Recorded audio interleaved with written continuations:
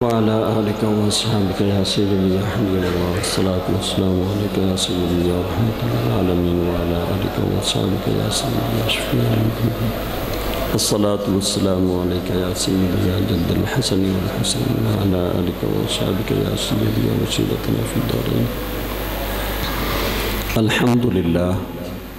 الحمد لله وكفى وسلام على عباده الذين اصطفى خاصة على سيد الأنبياء محمد المصطفى وعلى آله المجتبى وأصحابه الأتقياء. أما بعد فأعوذ بالله من الشيطان الرجيم. بسم الله الرحمن الرحيم.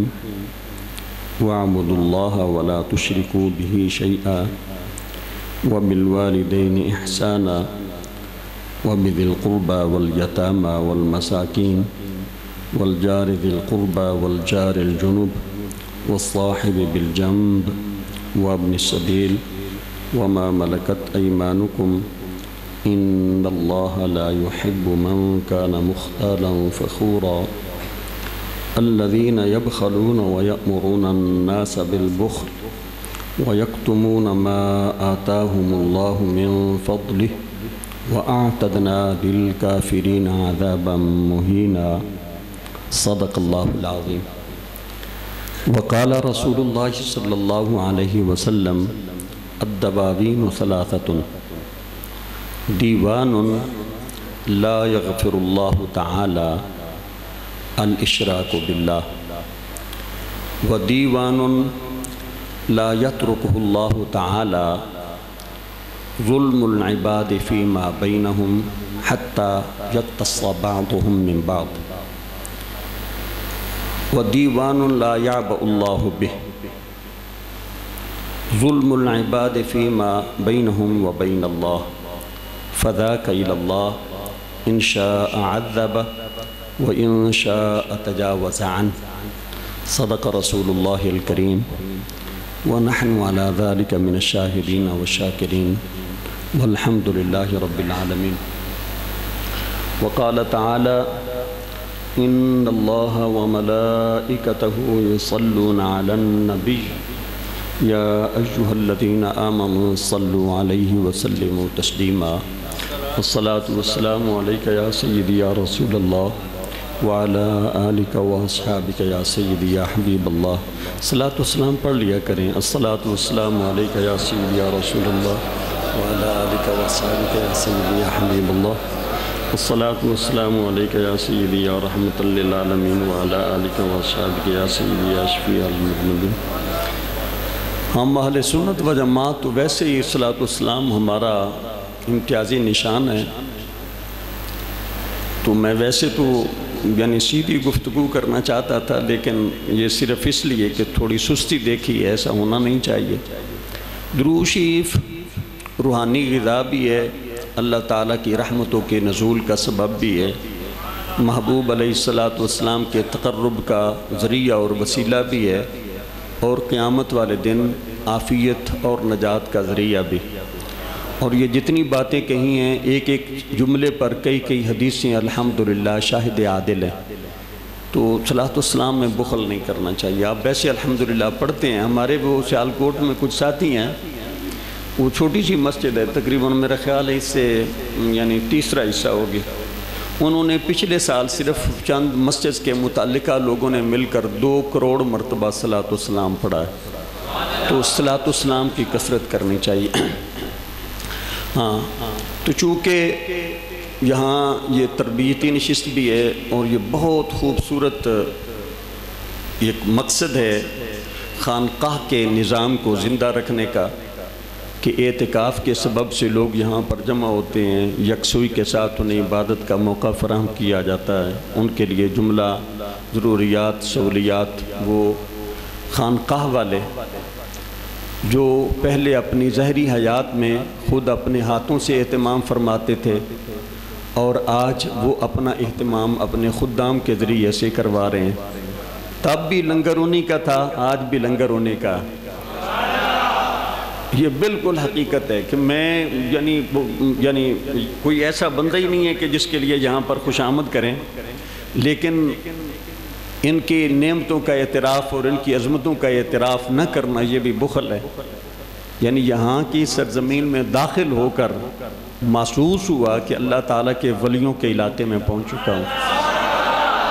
تو آپ لوگ بڑے ہی خوش نصیب ہیں، حضور غوث اعظم رضی اللہ تعالی عنہ کے فیضان کی یہ تقسیم گاہ آستانہ عالیہ ڈھوڈا شریف، اللہ تعالیٰ اسے دن دگنی رات چگنی ترقی عطا فرمائے، اور جس طرح کے یہ مشائخ کرام حضرت پیر حیدر شاہ صاحب، حضرت پیر محمد شفیع صاحب، اور ان کے بعد صاحبزادہ محمود صاحب، مجھے تو آج ان کے وصال کا پتہ چل رہا ہے، مجھے نہیں پتہ تھا، یقین جانیں۔ تو جی صاحبزادہ محمد احمد صاحب تو یہ ظاہری طور پر دنیا سے وصال فرما گئے ہیں، لیکن جو روحانیت والے ہیں وہ یہ کہتے ہیں کہ اللہ تعالیٰ کے بندے دنیا سے جا کر بھی اپنے تعلق والوں کو فیضان سے نوازتے رہتے ہیں، اور یہ اتنا بڑا یہ جو نظام چل رہا ہے یہ یقینی طور پر ان کی توجہات کی وجہ سے ہے۔ تو چونکہ اس نظام کا ایک اہم رکن ہے فلاحی خدمت، تو میں اس حوالے سے فلاحی خدمت کے حوالے سے کچھ معروضات پیش کرنا چاہتا ہوں، لیکن فلاحی خدمت سے پہلے جو کچھ میں قرآن و حدیث سے سمجھا ہوں، ایک چھوٹا سا طالب علم ہوں، بہت بڑا عالم، بہت بڑا محدث مفسر نہیں ہوں، جو اللہ تعالیٰ نے مجھے تھوڑی سی قرآن کی روشنی عطا فرمائی ہے، اس سے میں یہ سمجھا ہوں کہ فلاحی خدمت صرف اسی بندے کی معتبر ہے جسے رب تعالیٰ نے دولت ایمان عطا فرما رکھی ہے۔ آج یہ کانسیپٹ میں دیا جاتا ہے، جو بندہ یورپ سے امریکہ سے پھر کر آتا ہے کہتا ہے جناب ویلفیئر سٹیٹس تو میں نے دیکھی ہیں یورپ میں، کتنا ماشاءاللہ فلاحی کام ہے، اتنے اسپتال ہیں، غریبوں کے اس طرح وہ فنڈ روزگار لگے ہوئے ہیں، بے روزگاری الاؤنسز ہیں، جناب ہر بندے کے حقوق کا خیال رکھا جاتا۔ تو یہاں کا مقامی تھوڑا معاشرے کا یہ فلاحی سسٹم وہ دیکھ کر وہ کچھ متاثر ہوتا ہے، کچھ اندر گھن آتی ہے، اور پھر وہ بے ساختہ اس کی زبان پر یہ جملہ آتا ہے جناب بینا مسلمانہ نہ ہوتے کافر ہی چنگے والیاذ باللہ۔ کبھی آپ نے غور کیا ہے اس جملے کے اندر کتنا بڑا کفر بھرا ہوا کہ مسلمان سے کافر اچھا ہے؟ یہ کہاں کا دین ہے؟ قرآن کیا کہتا؟ قرآن کہتا ہے وَلَعَبْدٌ مُؤْمِنٌ خَيْرٌ مِّن مُشْرِكٍ وَلَوْ أَعْجَبَكُمْ، بندہ مومن خواہ غلام ہی کیوں نہ ہو وہ آزاد مشرک سے زیادہ بہتر ہے۔ تو کوئی بندہ یہ کہے کہ کافر مسلم سے بہتر ہے، یہ کفریہ جملہ، اسی وقت اس بندے کی زبان کو لگام دو کہ تو قرآن کے خلاف بکرا۔ کافر اگر وہ دنیاوی اپنے نظام معاشرت کو مسلمانوں سے بہتر بنا لیتا ہے تو اس کی یہ بہتری یہ ایمان کے برابر کبھی نہیں ہو سکتی، اس کی حیثیت ہی کوئی نہیں۔ اگر یہ دیکھتے ہیں کہ ادھر جناب کتوں کے حقوق کا خیال ہے، کتا روڈ کراس کر رہا ہے، بندہ گاڑی وہ بریک کر لیتا، کوئی جانور ہے تو اگر وہ زخمی ہو جائے تو جناب وہ بندے اپنا کام چھوڑ کر اسے پہلے ہاسپٹل پہنچاتے ہیں، جناب ادھر دیکھا ہے غریبوں کی اس طرح کر کے مدد کرتے ہیں، بڑے ان کے اعمال کے گیت الاپتے ہیں، ترانے الاپتے ہیں۔ آپ کو پتہ ہے کفار کے اعمال کا حال کیا؟ پارہ 18 سورہ النور، رب تعالیٰ ارشاد فرماتے ہیں وَالَّذِينَ كَفَرُوا أَعْمَالُهُمْ كَسَرَابٍ، کفار کے اعمال تو سراب کی مانند ہے، جنہیں پیاسا دور سے پانی تصور کرتا ہے، جب قریب جاتا ہے تو وہاں پر کچھ بھی نہیں ہوتا۔ عقائد یہ بمنزل بنیاد کے ہیں، یہ بمنزل زمین کی ہیں۔ ایمان زمین ہے، عمل اس کے اندر اگنے والا پودا، اگر ایمان ہی نہیں تو عمل کی کوئی حیثیت ہی نہیں ہے۔ کفار لاکھوں عمل کر لیں، قرآن کہتا ہے ان کے اعمال کا رماد اشتدت بالریح فی یوم عاصف لا یقدرون مما کسبوا علی شیء، پارہ 13 رب تعالیٰ ارشاد فرماتا ہے کافروں کے اعمال تو راکھ کی مانند ہے، جسے ہوا اڑا کر بالکل بے قدر کر دیتی ہے، یا ان کے اعمال سراب کی مانند ہے جنہیں دور سے پیاسا آدمی پانی تصور کرتا، قریب جاتے تو کچھ بھی نہیں ہوتا۔ تو کہنا یہ چاہتا ہوں غیر مسلم کبھی فلاحی کام نہیں کر سکتا، فلاحی کام اسی کا معتبر ہوگا جس کے اندر دولت ایمان ہوگی۔ فلاحی کام حضرات انبیاء کرام نے کیا ہے، اور انبیاء کرام کے بعد ان کے متبعین حضرات اولیاء اور علماء نے کیا، جس کی اللہ تعالیٰ کی بارگاہ میں قدر و منزلت ہے، جس کا کل کوئی قیامت والے دن مول پڑے گا۔ وہ صرف انہی حضرات کا کام ہے۔ یہ کفار کا کام کبھی ہم کسی پلڑے میں اور کسی کھاتے میں ہم نہیں لا سکتے، اس لیے کہ اللہ تعالیٰ اور رسول مکرم صلی اللہ تعالیٰ علیہ وسلم ان کے کاموں کو کوئی حیثیت نہیں دیتے ہیں۔ دوسری بات، فلاحی کام یہاں پر بھی کچھ ادارے کچھ لوگ کرتے ہیں، کچھ تنظیمات کرتی ہیں، لیکن ان کے مقاصد بڑے سفلی ہوتے ہیں، ان کے مقاصد بڑے گھٹیا ہوتے ہیں۔ وہ کوئی کام کر کے اس کا ڈھونگ رچاتے ہیں، اس پہ واہ واہ داد و دہش اس پہ وصول کرتے ہیں، اور اس کے بدلے میں اتنا کچھ وہ دنیا میں اس کا بدل اکٹھا کر لیتے ہیں کہ آخرت میں شاید ان کا مقصود بھی نہیں ہوتا اجر لینا، اور آخرت میں ان کے لیے شاید کچھ نہیں ہوگا۔ اس کے لیے یہ فلاحی خدمت کے لیے اس بات کی بھی اہم ضرورت ہے کہ اس کے لیے نیت میں اخلاص ہو۔ انسان جو بھی کام کرے وہ صرف رب تعالیٰ کی رضا کے لیے کرے۔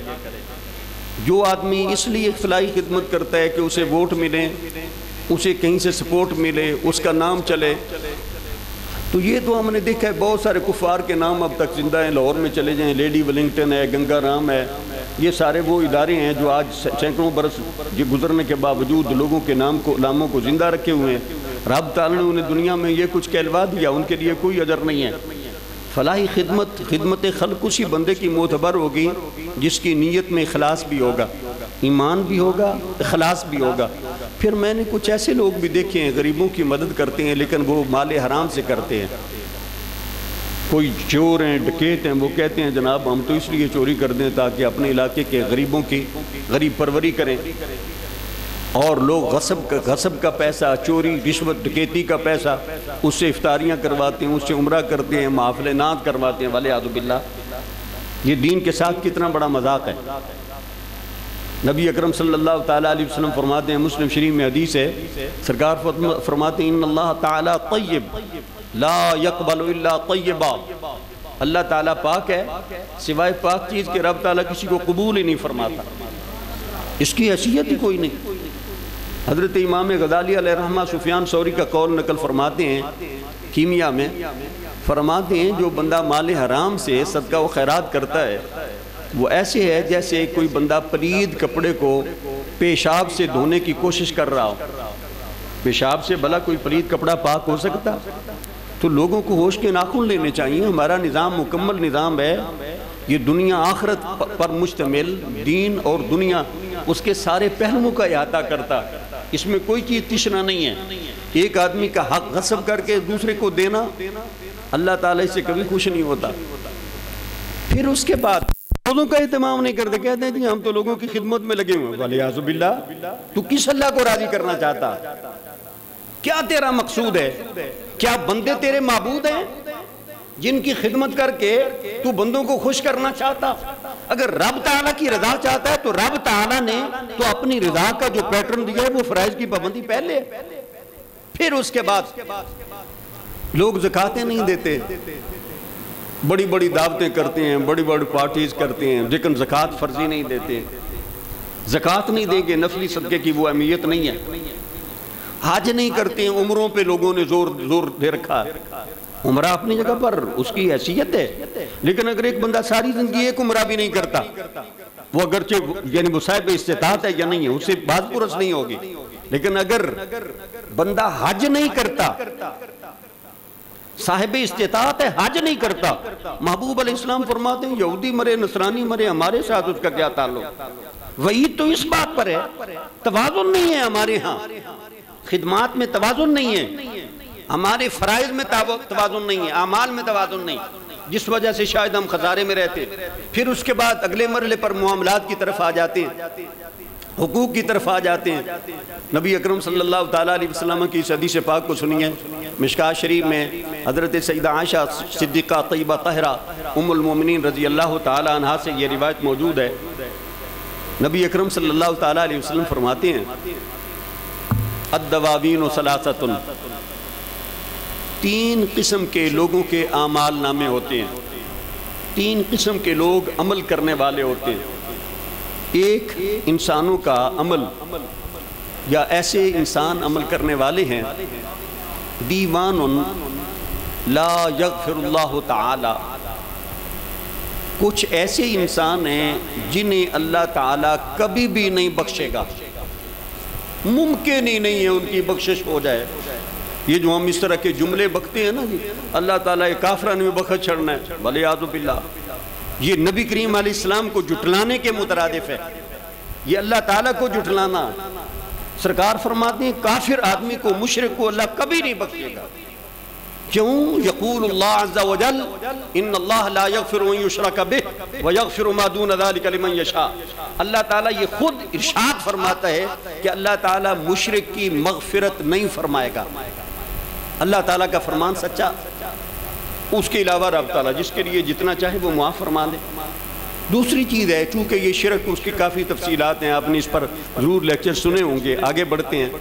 دوسری چیز سرکار ارشاد فرماتے ہیں وَدِیوَانٌ لا یترکہ اللہ تعالی، اور کچھ ایسے اعمال نامے ہوں گے جنہیں اللہ تعالیٰ چھوڑے گا نہیں، ان پر مواخذہ فرمائے گا، ان کی اللہ تعالیٰ گرفت فرمائے گا۔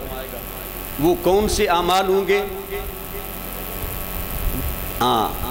ظلم العباد فیما بینہم حتی یقتص بعض من بعض، وہ ایسا کام جو لوگ ایک دوسرے کے ساتھ حقوق میں تجاوز کرتے ہیں، ایک دوسرے پر ظلم کرتے ہیں، انہیں اللہ تعالیٰ گرفت فرمائے بغیر چھوڑے گا نہیں، اللہ تعالیٰ انہیں چھوڑے گا نہیں۔ وہ لوگ ایک دوسرے لوگوں کا ایک دوسرے پر ظلم کرنا، حتیٰ کہ اللہ تعالیٰ مظلوم کو ظالم سے اس کا حق دلوا دے۔ تیسرا دیوان سرکار نے فرمایا لا یعب اللہ بہ، ایسا دیوان ہے جس کو رب تعالیٰ کو چنداں پرواہ نہیں ہے۔ وہ کیا ہے؟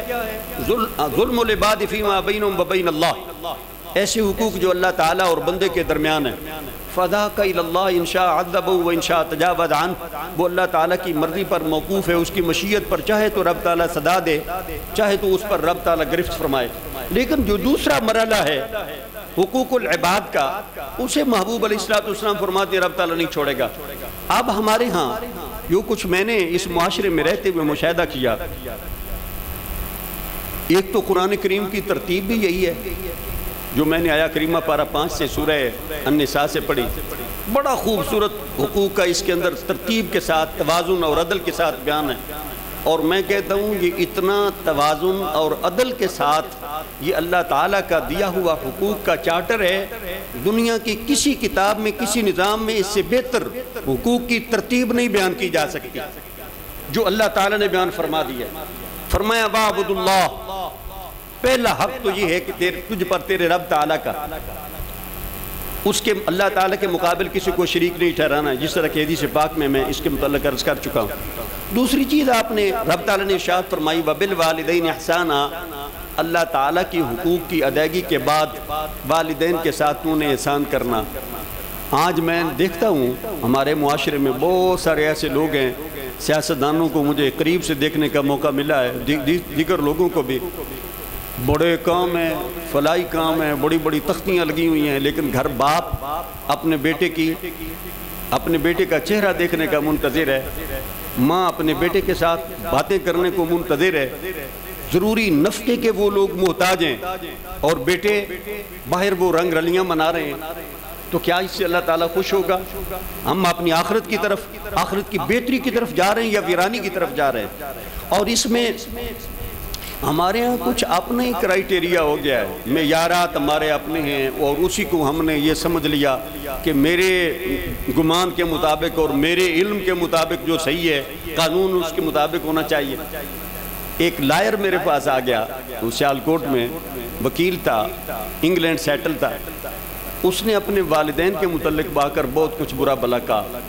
میں نے کہا یار اس میں جو تو کہہ رہا ہے ہمارا دین تیری بات کی تائید نہیں کرتا، والدین کے بڑے حقوق آتے ہیں، کہتے ہیں یہ کیسا ہے پاکستانی معاشرہ، وہ دین کو تو نہ کہہ سکا، کہتے ہیں یہ کیسا معاشرہ، یورپ میں جو غلط ہوتا ہے اسے غلط کہتے ہیں، یہاں پر غلط بھی ہو پھر بھی کہتے ہیں یار تو جانے دے، والدین کے حقوق ہیں، یہ کیسا، یہ دوہری پالیسی ہے، یہ میں اسے تسلیم نہیں کرتا۔ اس حوالے سے میں نے اسے حدیث بھی سنائی، آپ کو بھی عرض کرنا چاہتا ہوں کہ اس سلسلے میں ہم لوگ کہاں پہنچ چکے ہیں۔ حدیث پاک کے راوی ہیں جناب عبداللہ بن عباس رضی اللہ تعالیٰ عنہما، امام بہقی نے اسے نقل فرمایا، مشکات میں بھی یہ حدیث موجود ہے۔ نبی اکرم صلی اللہ تعالیٰ علیہ وسلم ارشاد فرماتے ہیں والدین کے حقوق کے متعلق، ان کے کتنے حقوق ہیں اور ان کا اجر و ثواب کہاں سے ملے گا، کتنا ملے گا، کیسے ملے گا۔ سرکار ارشاد فرماتے ہیں من اصبح مطیعا للہ تعالی فی والدی اصبح له بابان مفتوحان الی الجنہ فان کان واحدا فواحدا۔ سرکار ارشاد فرماتے ہیں اگر کسی آدمی کا دن اس انداز میں گزرتا ہے کہ وہ اللہ تعالیٰ کی اطاعت کر رہا ہوتا ہے والدین کی اطاعت کی صورت میں، ظاہری طور پر وہ والدین کی اطاعت کر رہا ہے، اماں کا حکم مان رہا، فلاں بہن کی طرف چلے جاؤ، فلاں بھائی کی طرف چلے جاؤ، فلاں ماموں کی عافیت پوچھ کر آ جاؤ، باپ کہتے ہیں جا زمینوں کا پتہ چکر لگا کے آ جا، جانوروں کا خیال رکھ، وغیرہ وغیرہ۔ ظاہری طور پر وہ والدین کی اطاعت کر رہا ہے، لیکن حضور فرماتے ہیں مطیعا للہ، اللہ کی اطاعت کر رہا، والدین کی اطاعت کی صورت میں اللہ تعالیٰ کی اطاعت کر رہا۔ جس بندے کا دن ایسے گزرتا ہے اس کا اجر زمین میں سے کہیں سے نہیں ملے گا۔ اصبح لہ بابان مفتوحان الی الجنہ، عرشوں والا رب اس دن اس بندے کے لیے جنت کے 2 دروازے کھول دے گا، اجر بھی پھر اوپر سے ملے گا۔ ان کان واحدا فواحدا، اگر ایک کی اطاعت کی ہے تو پھر ایک دروازہ کھلے گا۔ تو اس کا دوسرا پہلو محبوب علیہ السلام فرماتے ہیں، زیادہ اس پہ حدیث پہ تبصرہ نہیں چونکہ یہ آسان ہے حدیث، مشکل ہوئی تو اس کے متعلق کوئی ضروری بات ہوئی تو عرض کروں گا۔ نبی کریم علیہ السلام اس کا دوسرا پہلو بیان فرماتے ہیں وَمَنْ أَصْبَحَ عَاصِيًا لِلَّهِ تَعَالَى فِي وَالِدَيْهِ أَصْبَحَ لَهُ بَابَانِ مَفْتُوحَانِ مِنَ النَّارِ وَإِنْ كَانَ وَاحِدًا فَوَاحِدًا وَالْعِيَاذُ بِاللَّهِ۔ سرکار ارشاد فرماتے ہیں اگر کوئی بد نصیب اپنا دن ایسے گزارتا ہے والدین کی نافرمانی کی صورت میں، رب تعالیٰ کی نافرمانی کرتا، نافرمانی والدین کی، اور اس نافرمانی کی صورت میں رب تعالیٰ کی نافرمانی کرتا، نبی کریم علیہ السلام فرماتے ہیں اس کے لیے اس دن جہنم کے 2 دروازے کھل جاتے ہیں۔ اگر ایک کی نافرمانی کرتا ہے تو ایک دروازہ کھلے گا۔ جس طرح کہ ہمارے ہاں ٹرینڈ ہے، آپ لوگ بھی سوچتے ہیں، میں بھی سوچتا ہوں، اور جس طرح کہ میں نے اس وکیل بھائی کی آپ کو بات سنائی، کسی صحابی نے ہمارا یہ سوال حضور سے کر ہی دیا، سوال ہمارا ہے لیکن کسی نے حضور سے کر دیا، کہا یا رسول اللہ اتنی بڑی آپ نے صدا بیان فرما دی، والدین تو جاتی بھی کر جاتے ہیں، وَإِنْ ظَلَمَا، یا رسول اللہ والدین جاتی کریں پھر بھی جہنم کے 2 دروازے اولاد کے لیے۔ نبی کریم علیہ السلام نے 3 بار فرمایا وَإِنْ ظَلَمَا وَإِنْ ظَلَمَا وَإِنْ ظَلَمَا، اگرچہ زیادتی کریں پھر بھی، زیادتی کریں پھر بھی، زیادتی کریں پھر بھی، اگر اولاد والدین کی نافرمانی کرے گی تو اس کے لیے جہنم کے 2 دروازے کھلیں گے۔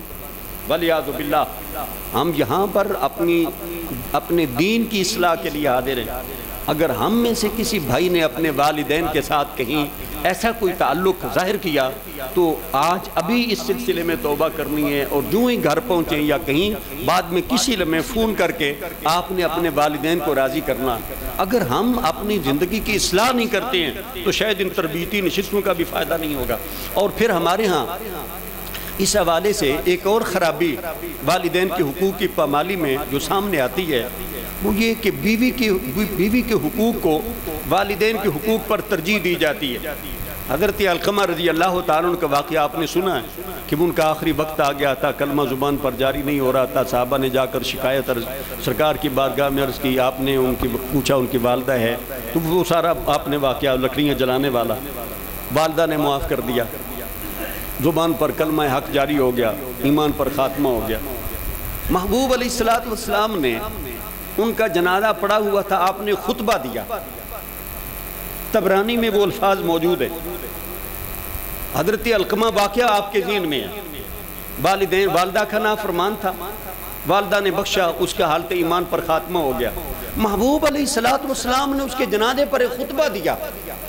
آپ نے ارشاد فرمایا, اے حاضرین سن لو, آنے والوں تک پہنچا دو, من فضل زوجتہ علی امہ فعلیہ لعنت اللہ والملائکہ والناس اجمعین.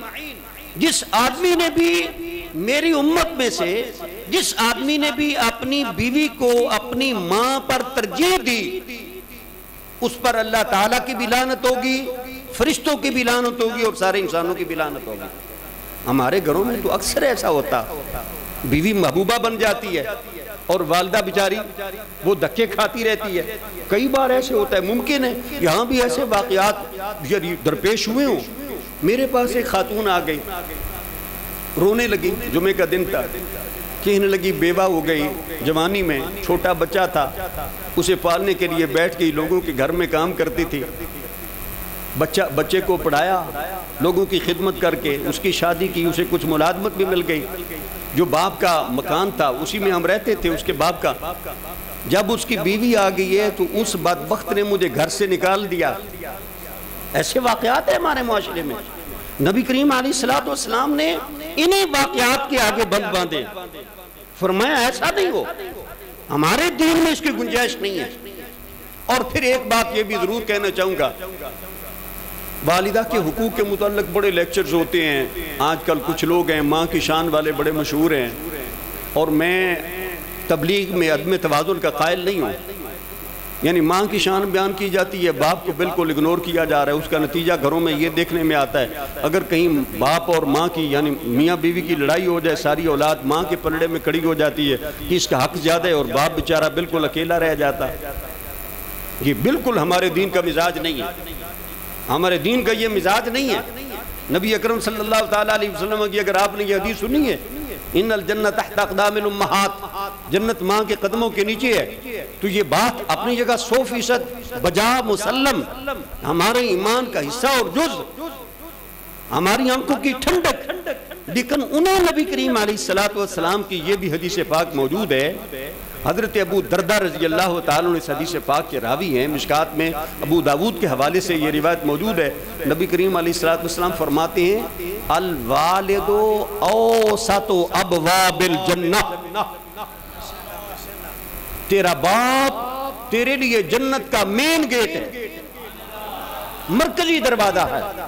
فَإِنْ شِئْتَ فَحَافِظْ عَلَى الْبَابِ أَوْ ضَيِّعْ, اب تیری مرضی, چاہے تو تو اس دروازے کی حفاظت کر لے, چاہے تو اس کو ضائع کر دے. والدین کے حقوق, اس کے اندر توازن ہے.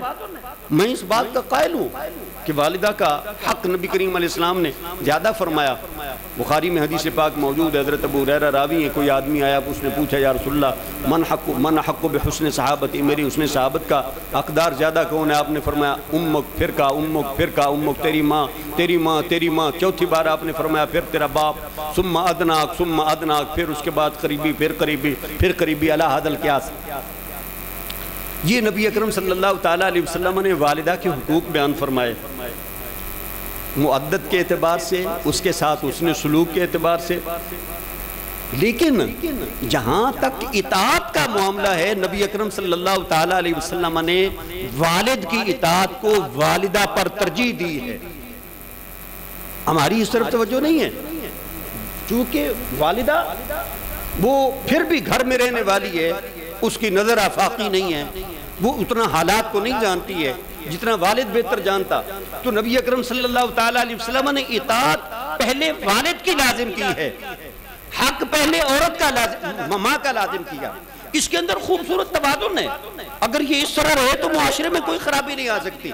تو احباب ذی وقار, بہت کچھ والدین کے حقوق کے متعلق کہا جا سکتا ہے, لیکن چونکہ میں آگے بڑھنا چاہتا ہوں تو ہم نے سب سے پہلے اپنے والدین کے متعلق ان کے حقوق ادا کرنے ہیں. اگر کہیں آج سے پہلے ہم سے اپنے والدین کے حقوق میں کوئی کمی کوتاہی رہی ہے تو ہم نے کوشش کرنی ہے کہ ہم اپنے والدین کو راضی کر سکیں, وگرنہ شاید یہ ہماری عبادات بھی قیامت والے دن یہ ہمارے کام نہ آ سکیں, چونکہ اللہ تعالیٰ کے وعدے بھی برحق ہیں, وعیدیں بھی برحق ہیں. یعنی اس سلسلے میں آپ میں سے کسی بھائی نے اگر یہ کچھ یعنی ایسا معاملہ ہو تو آپ نے اپنی زندگی کا جائزہ لینا, پھر یہاں پر ممکن ہے آپ میں سے بہت سارے یہ بھائی کہیں وہ تو والد صاحب کی زندگی میں تو کچھ کر نہیں سکا، اب وہ فوت ہو چکے ہیں، اب کیا کریں؟ نبی اکرم صلی اللہ تعالیٰ علیہ وسلم نے ہمارا یہ مسئلہ بھی حل فرما دیا کہ اگر والدین کی زندگی میں ہم انہیں راضی نہیں کر سکے ہیں ان کے حقوق ادا کر کے، آج ہمیں دھیان آ رہا ہے کہ ہمیں ان کو راضی کرنا چاہیے تھا، تو پھر اس کا کیا کریں؟ نبی کریم علیہ السلام نے ارشاد فرمایا ان العبد، مشکات میں حدیث ہے، ان العبد لا يموت والدا او احدهما وانه لهما لعاق فلا يزال يدعو لهما ويستغفر لهما حتى يكتبه الله بارا صدق رسول اللہ الکریم۔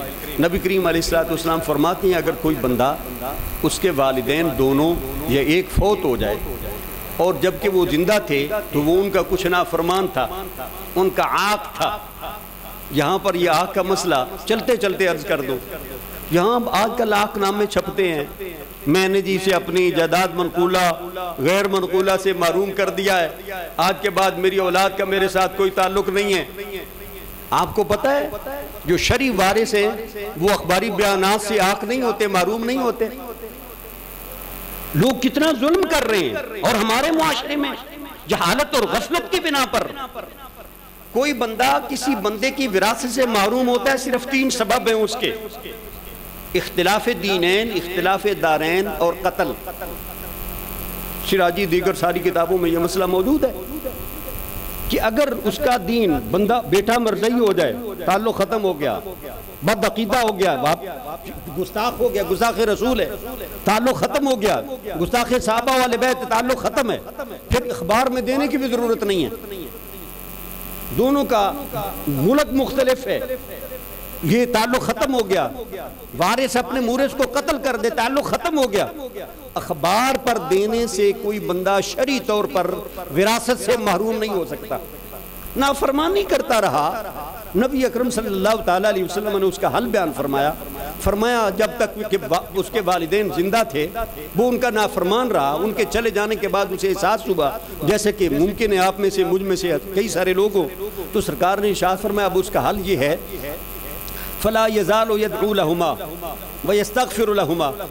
ایسی نافرمان اولاد کو والدین کے مرنے کے بعد ان کے لیے کثرت کے ساتھ دعائیں کرنا چاہیے اور ان کے لیے معافیاں مانگنی چاہیے، استغفار کریں کہ یا اللہ میرے ابا کی مغفرت فرما، میری والدہ کی مغفرت فرما، کثرت کے ساتھ دعا کرے تو نبی کریم علیہ السلام ارشاد فرماتے ہیں حتی یکتبہ اللہ بارن، رب تعالیٰ کثرت کے ساتھ دعا کرنے والی اولاد کو اپنے فضل سے ان لوگوں میں لکھ دے گا جنہوں نے اپنے والدین کے ساتھ اس نے سلوک کیا ہوگا۔ اس مسئلے کی میرا خیال ہے مجھ میں یعنی ہم میں سے اکثر لوگوں کو اس مسئلے کی ضرورت ہوگی، تو اس پر بھی آپ نے توجہ ارشاد فرمانی ہے۔ نبی اکرم صلی اللہ تعالیٰ علیہ وسلم حضرت ابو سعید ساعدی رضی اللہ تعالیٰ عنہ بیان فرماتے ہیں، ابن ماجہ میں حدیث پاک موجود ہے، مشکات نے بھی اسے نقل کیا، کہتے ہیں کہ ایک آدمی بنو سلمہ کا سرکار کی بارگاہ میں حاضر ہوا، آ کر کہتے ہیں یا رسول اللہ صلی اللہ علیہ وسلم حل باقی من بر ابوی شیء ابرہما بعد موتہما، یا رسول اللہ صلی اللہ علیہ وسلم کیا والدین کی وفات کے بعد ان کے کچھ حقوق مرنے کے بعد مجھ پر لازم ہوتے ہیں جو مجھے ان کے حقوق ادا کرنے چاہیے؟ وہ تو پہلے تو تھے زندگی کے حقوق، آپ نے سوال یہ ہے کہ مرنے کے بعد کے حقوق، آپ نے فرمایا ہاں نعم۔ پہلا حق یہ ہے کہ والدین کی نماز جنازہ پڑھو، الصلاۃ علیہما، دوسرا والاستغفار لہما، ان کے لیے استغفار کرو، تیسرا انفاذ وحدہما، اگر انہوں نے کوئی نیکی کی وصیت کی ہے تو اس کی شرط دوسری حدیث پاک میں موجود ہے، ثلث تک ان کی وصیت نافذ کرو۔ چوتھی چیز صلۃ الرحم التی لا توصل الا بہما، صلہ رحمی کرو ان کے تعلق داروں کے ساتھ۔ اگلی چیز آپ نے فرمایا وَإِكْرَامُ صَدِيقِهِمَا، ان کے دوستوں کا احترام۔ یہ وہ حقوق ہیں جو والدین کے مرنے کے بعد بھی اولاد کے ذمے ان کی طرف سے لازم رہتے ہیں۔ والدین کے حقوق کے متعلق ہم لوگ بہت زیادہ کوتاہی کرتے ہیں۔ حضرت عبداللہ بن عباس رضی اللہ تعالیٰ عنہ فرمایا کرتے تھے اللہ تعالیٰ نے قرآن کریم میں والدین کے حقوق پر جتنا زور دیا اتنے اولاد کے حقوق پر زور نہیں دیا۔ علماء موجود ہیں اتنا اولاد کے حقوق پر نہیں ہے. کیوں؟ حضرت عبداللہ بن عباس رضی اللہ تعالیٰ عنہ فرماتے ہیں اللہ تعالیٰ نے اولاد کی محبت سینے میں پیدا فرما دی ہے. والدین کے ساتھ اتنی محبت نہیں ہوتی جتنی اولاد کے ساتھ ہوتی ہے. والدین اولاد کے لیے آدھی آدھی رات تک منتظر بیٹھے رہتے ہیں، لیکن اولاد نے کبھی باپ کی ماں کی پرواہ نہیں کی.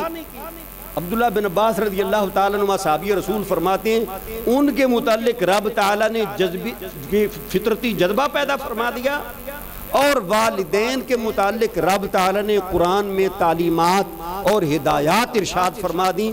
اور میں سمجھتا ہوں فطرتی جذبہ غالب آ جاتا ہے اور قرآن و حدیث کے قانون انسان پر عمل کر بیٹھتا، اور یہ بہت بڑا امتحان ہے ایک بندے کے لیے. والدین کے حقوق آپ نے کوشش کرنی ہے، میں نے بھی کوشش کرنی ہے.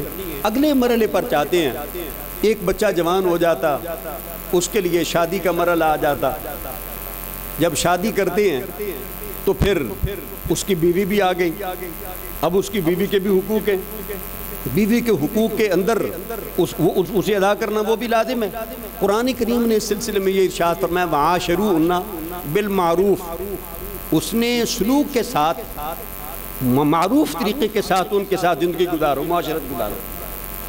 جہاں تک ان کے حقوق کا تعلق ہے قرآن نے ارشاد فرمایا وَلَهُنَّ مِثْلُ الَّذِي عَلَيْهِنَّ بِالْمَعْرُوفِ وَلِلرِّجَالِ عَلَيْهِنَّ دَرَجَةٌ، عورتوں کے بھی مردوں پر ویسے ہی حقوق ہیں جیسے کہ مردوں پر عورتوں کے حقوق ہیں. ہاں مردوں کے لیے عورتوں پر ایک گنا اللہ تعالی نے فضیلت اور درجہ رکھ دیا جس کی تفصیلات موجود ہیں. اس سلسلے میں قرآن کریم نے بڑے جامع انداز میں ارشاد فرمایا ہن لباس لکم انتم لباس لہن، وہ تمہارا لباس ہے، تم ان کا لباس ہو. لباس جیب و زینت کا سبب بھی ہے، لباس عزت کا سبب بھی ہے، لباس پردہ پوشی کا سبب بھی ہے، لباس گرمی سردی سے تحفظ کا سبب بھی ہے. یہ ایک جملے میں اللہ تعالیٰ نے بہت کچھ فرما دیا. اب میں دیکھتا ہوں یہ جدید معاشرے کی جدید تہذیب کی جو پیداوار ہے، شادیاں ہوتی ہیں، شادیاں ہونے کے بعد بیوی کے متعلقہ جو امور ہیں وہ لوگوں کے سامنے بیان کیے جاتے ہیں. کبھی آپ نے دیکھا کہ کسی انسان کے لباس نے کسی کے اندر کی جسم کی کوئی کیفیت لوگوں کے سامنے بیان کی ہو؟ کوئی اللہ کے بندے تھے، ان کی اپنی بیوی کے ساتھ کچھ ناچاقی تھی، اچھے حالات نہیں تھے. کوئی ان کا خیر خواہ آیا، کہنے لگا جناب سنیں آپ کے گھریلو حالات اچھے نہیں ہیں، یہ تو ارشاد فرمائیں کہ آپ کی بیوی میں کیا خرابی ہے، کیوں آپ کے حالات ایسے ہیں؟ آپ نے ارشاد فرمایا میں بیان نہیں کر سکتا. کہا کیوں؟ انہوں نے کہا قرآن کی آیت پڑھی، فرمانے لگے قرآن کہتے ہیں ہن لباس لکم وانتم لباس لہن، وہ تمہارا لباس ہے، تم ان کا لباس ہو. لباس کا کام نہیں کسی کا عیب ظاہر کرے، میں اپنی بیوی کا عیب نہیں بیان کر سکتا. اتفاق یہ ہوا طلاق ہو گئی. وہ کہیں پھر بندہ آ گیا، کہا حضور اب تو بتا دے. آپ نے فرمایا غیر عورتوں کی باتیں نہیں کرتے ہیں، میں اب بھی نہیں بیان کر سکتا. عفت کا دین ہے، طہارت کا دین ہے. لیکن ہمارے معاشرے میں یورپ کی دیکھا دیکھی سہاگ رات پاکستان میں یعنی مسلم معاشرے میں کتابیں چھپتی ہیں اور نوجوان نسل کو ایسا فیڈ کیا جاتا جیسا شاید ہم کسی مسلمان باپ اور مسلمان باپ کی اولاد نہیں، پتہ نہیں معاذ اللہ کنجروں کی اولاد ہے. اور لوگ کھلے عام ساری بکواسات کرتے ہیں. نبی اکرم صلی اللہ تعالیٰ علیہ وسلم نے ارشاد فرمایا قیامت والے دن اللہ تعالیٰ کے ہاں سب سے برا بندہ ان میرا شر الناس یوم القیامہ، سب سے برا شر ترین بندہ وہ ہوگا جو اپنے میاں بیوی کے ازدواجی پرائیویٹ رات کے تعلقات اگلے دن میاں اپنے دوستوں میں بیان کرے اور عورت اپنی سہیلیوں میں بیان کرے. اور ہمارے معاشرے میں ایسے ہو رہا ہے. میں کہیں کسی جگہ پر نکاح خوانی کے لیے حاضر ہوا تو میں نے یہ حدیث پاک خطبہ میں سنائی اور میں نے کہا ایسے لوگ پوچھتے ہیں، سہیلیاں پوچھتی ہیں، دوست پوچھتے ہیں کہ رات تو نے کیا کیا. اس کا بہترین جواب ہے کہ آپ نے یہ دینا ہے میں نے رات وہ کیا ہے جو پہلی رات تیرے ابا نے اور تیری اماں نے کیا. نبی اکرم صلی اللہ تعالیٰ علیہ وسلم آپ نے ہمیں عفت کا دین دیا، طہارت کا دین دیا. وہ بیٹی وہ جو آج تیری بیوی بنی ہے وہ کسی کی عزت ہے، کسی کی بہن ہے، کسی کی بیٹی ہے، وہ کل تیری اولاد کی ماں بننے والی ہے. بے حیا تجھے شرم نہیں آتی؟ تو اس کے متعلقہ وہ امور جس کے لیے فرشتے بھی حیا کر کے پیچھے ہٹ جاتے ہیں، حدیث پاک ہے، تو اس کے وہ واقعات اپنے دوستوں میں مزے لے لے کر بیان کرتا، یہ دین کی تباہی ہے۔ اور شاید ہمارے لیکچر ان موضوعات پر نہیں ہوتے، بڑے ضروری ہیں۔ ہمارا معاشرہ تباہی کی طرف جا رہا، یورپین فلموں نے وہ ہماری انٹرنیٹ کے ذریعے سے اور موجودہ دور میں ان موبائلوں کے ذریعے سے ہماری نئی نسل کے اخلاق بالکل تباہ کر دیے، اور ہم لوگ بہت دور نکل گئے۔ پھر اس کے بعد اگلا مرحلہ آ جاتا ہے اولاد کا۔ اولاد کے متعلق ہم یہ سمجھتے ہیں حلال حرام کی تمیز کے بغیر بچے کو اچھے کپڑے پہنانے ہیں، گاڑی کا انتظام کرنا ہے، اچھے سکول میں اسے تعلیم دلانی ہے، بس ہماری فکر ٹیڑھی ہو گئی ہے۔ ہم نے یورپین لوگوں کی دیکھا دیکھی، میٹیریلسٹک لوگوں کی دیکھا دیکھی، ہم نے اپنا مزاج بدل لیا۔ سب سے پہلا حق تیری اولاد کا تجھ پر یہ ہے کہ تو اسے رزق حلال مہیا کرے۔ اگر تو حرام کھلاتا ہے اور کل تیرا بیٹا جا کر حرام زادوں کا بڑا وڈیرا بن جاتا اور قیامت والے دن وہ تیرا گریبان پکڑ لے تو کیا جواب دے گا؟ یہ اولاد تیری آنکھوں کی ٹھنڈک ہے، تیرے لیے صدقہ جاریہ۔ پھر آج کل ابھی تک ہمارے معاشرے میں یہ بات موجود ہے، بچہ بولنے کے قابل ہوتا ہے تو اسے کوئی انگریزی کا کلمہ سکھاتے ہیں۔ پنجاب میں کافی دیر تک یہ ریت تھی، بچہ بولنے کے قابل ہو تو وہ کوئی گالی بکے۔ نبی اکرم صلی اللہ تعالیٰ علیہ وسلم نے ارشاد فرمایا یہ اس طرح کی یہ چیزیں نہیں، انگریزی کا کوئی کلمہ، پاپا ممی وغیرہ یہ نہیں۔ اذا افصح اولادکم فعلموا لا الہ الا اللہ ثم لا تبالوا متى ماتوا۔ نبی کریم علیہ السلام نے ارشاد فرمایا اے میرا کلمہ پڑھنے والے، جب اللہ تعالیٰ تجھے اولاد عطا فرمائے اور اولاد بولنے کے قابل ہو جائے تو پہلا کلمہ جو تو اپنی اولاد کو سکھا سکتا ہے وہ لا الہ الا اللہ سکھا۔ پھر مت فکر کر کہ وہ کب مرتے ہیں، تو نے کلمہ طیبہ سکھا دیا، جب بھی مریں گے رب تعالیٰ تجھے اولاد کا صلہ عطا فرمائے گا۔ کلمہ طیبہ سکھا، یہ تیری ذمہ داری ہے۔ پھر جب تمہارے بچے 7 سال کے ہو جائیں اس وقت انہیں نماز کی تعلیم دو، 10 کے ہو جائیں تو ہلکی پھلکی ان کی ڈانٹ ڈپٹ بھی کرو، انہیں ہلکا پھلکا مار بھی لو۔ وَفَرِّقُوهُنَّ مِنَ الْمَضَاجِعِ او بَيْنَ الْمَضَاجِعِ۔ نبی کریم علیہ السلام نے ارشاد فرمایا 10 سال کے ہو جائیں بچے بچیاں، نماز کی تعلیم علیحدہ، بچوں کو سونے میں ایک دوسرے سے جدا کر دو۔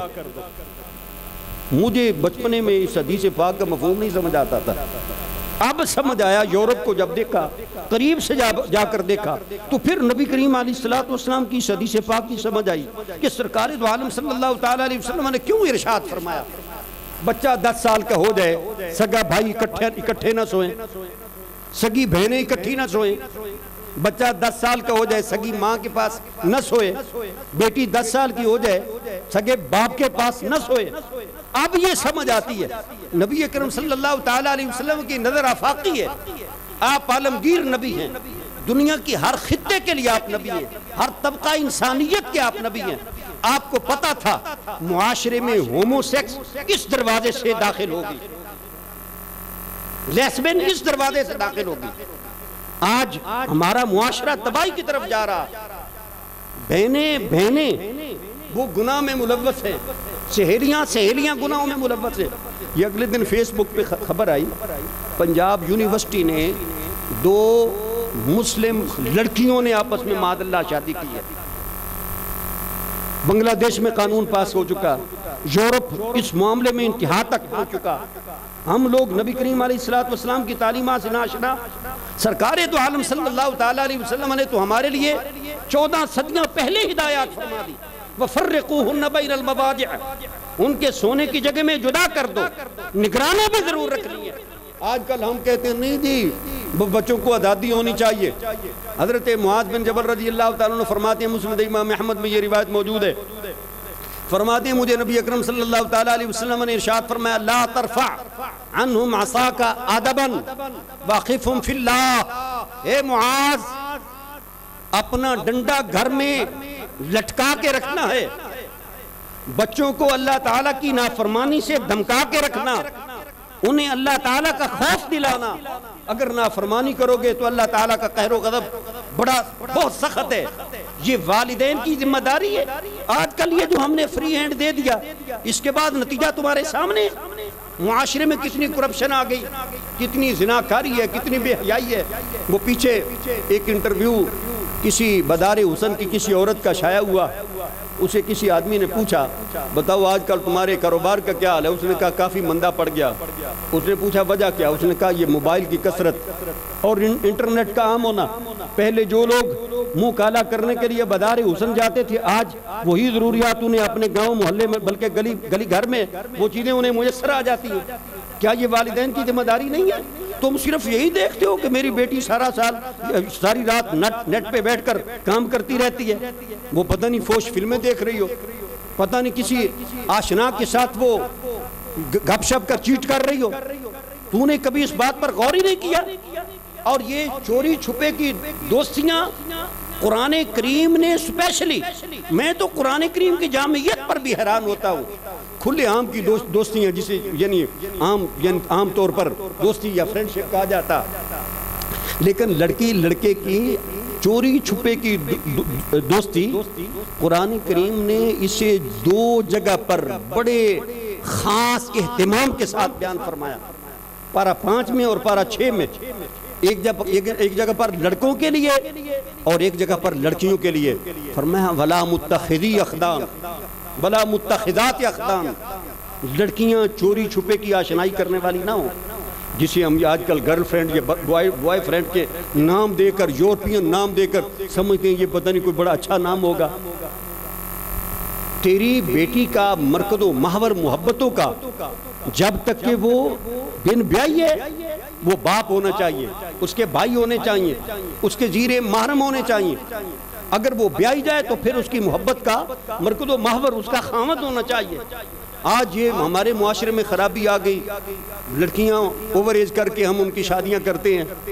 30 سال کی ہوگی، 35 کی ہوگی، ابھی جی اس کا MBBS مکمل نہیں ہوا، ابھی اس کی جاب نہیں شروع ہوئی ہے. بیٹے وہ اوور ایج کر کے نبی اکرم صلی اللہ تعالیٰ علیہ وسلم آپ نے یہ حدیث پاک بیان فرمائی حضرت موسیٰ علیہ السلام کے حوالے سے.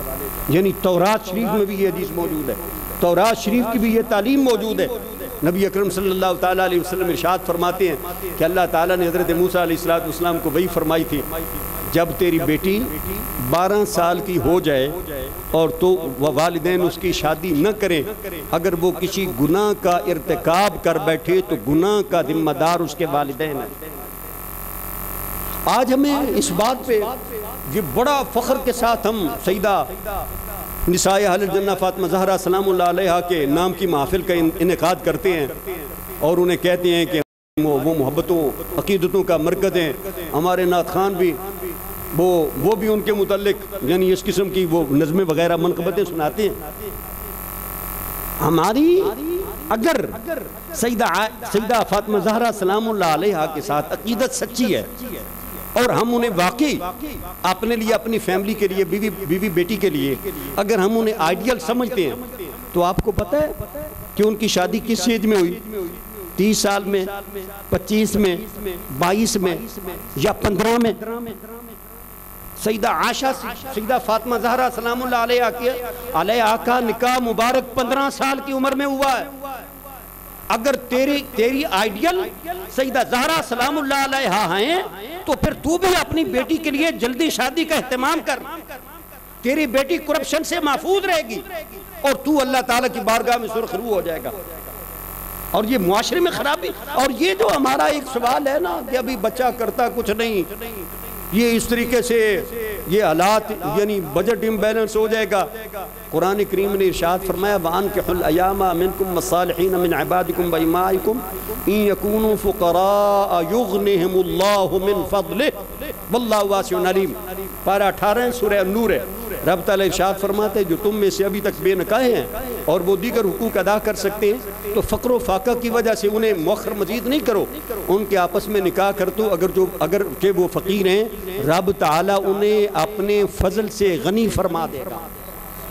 یہ ذمہ تو رب تعالیٰ نے اپنے ذمہ کرم پر لے لیا. ابھی تک تو اس بھول بھلی میں مبتلا ہے کہ پتہ نہیں میرے بچے کا کیا بنے گا.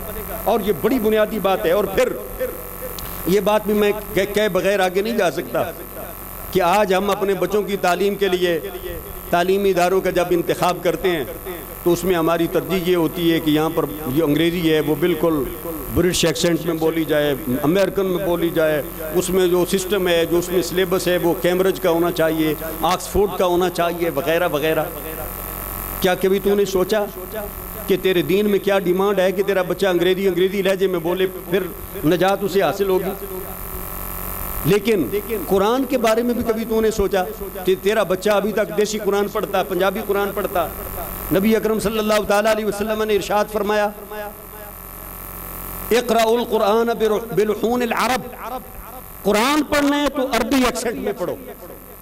قرآن کی طرف تیری توجہ نہیں. 2000 سے لے کر 10,000 تک تو اپنے بچے کو انگریزی تعلیم کے لیے ٹیوشن دینے کے لیے ایک ٹیچر کے لیے تو تیار ہے, لیکن قرآن کے لیے تو اچھے قاری کا انتخاب نہیں کر سکتا, اچھے مدرسے کا انتخاب نہیں کر سکتا. اور پھر ہمارے معاشرے میں وہابیہ دیابنا کے یعنی مدارس ہیں اور اہل سنت و جماعت اپنے مدارس کی طرف متوجہ نہیں ہیں, اچھے قراء کا اہتمام نہیں کرتے, اچھے علماء کا اہتمام نہیں کرتے, جس وجہ سے کہتے ہیں قرآن ہی پڑھانا ہے ادھر پڑھا لے. ولیعذ باللہ. کیا تجھے پتہ ہے یہ قرآن پڑھ کر تیرا بچہ کل کو کیا بنے گا؟ اگر تیرا بچہ قرآن پڑھ لے اور اس کے دل سے حضور کی محبت چھین لی جائے تو نے اپنے بچے کے ساتھ احسان کیا یا ظلم کیا؟ اسی لیے حضرت محمد ابن سیرین علیہ الرحمہ فرمایا کرتے تھے, مقدمہ صحیح مسلم میں یہ ان کا یہ فرمان موجود ہے, فرماتے تھے ان ھذا العلم دین فانظروا عمن تاخذون دینکم, یہ علم دین ہے, دیکھو کہ تم اپنا دین کن لوگوں سے حاصل کر رہے ہو.